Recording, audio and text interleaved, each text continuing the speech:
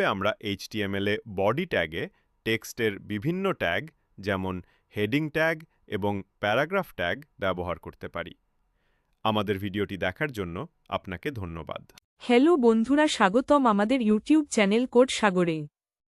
আপনারা দেখছেন learn HTML Bangla.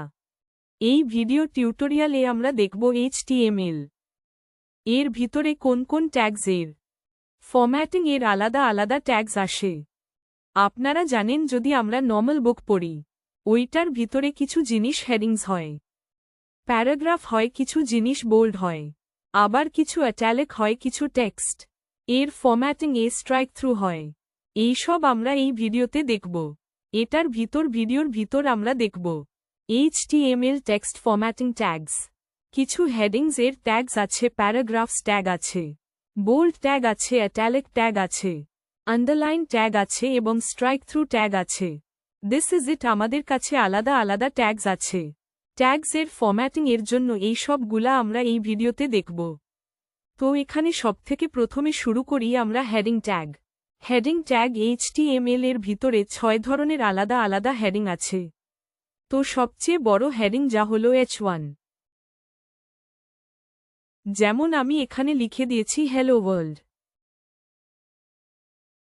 আমি ফাইলটা সেভ করেছি এবং আমার এখান থেকে রান করে দিচ্ছি। ফাইলটা লঞ্চ ইন ক্রোমে। এখানে দেখেন একটা হেডিং আসছে হ্যালো ওয়ার্ল্ড। এটা বোল্ড আছে এবং অনেক বড়। এটার থেকে আরেকটা ছোট হেডিং হয়, সেটা হলো H2। এখানে নোটপ্যাড প্লাস প্লাস এ আমরা এই লাইনটাকে ডিউপ্লিকেট করব। ডিউপ্লিকেট করার জন্য আমাদের কাছে কমান্ড আছে Ctrl+D। এই দেখেন এখানে আমি ডিউপ্লিকেট করেছি এবং এটাকে H2 করেছি। এটা H1 থেকে ছোট হেডিং হয়।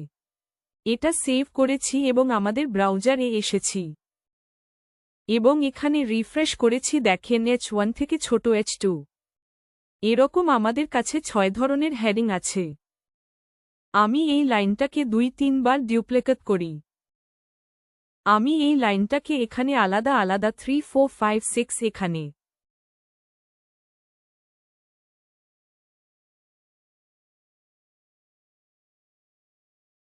ক্লোজ ও করি। 3, 4, 5, 6 এটা সেভ করেছি।